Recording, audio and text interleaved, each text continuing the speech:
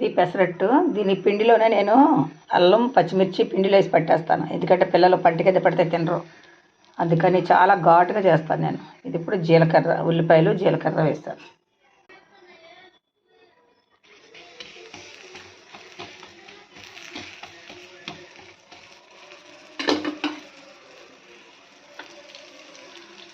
నేను పెసరట్టుకి డైరెక్ట్ నెయ్యి అయినా డైరెక్ట్ ఆయిల్ అయినా రెండు కలిపి పెట్టి ఉంచుకుంటాను, అదే వేస్తాను.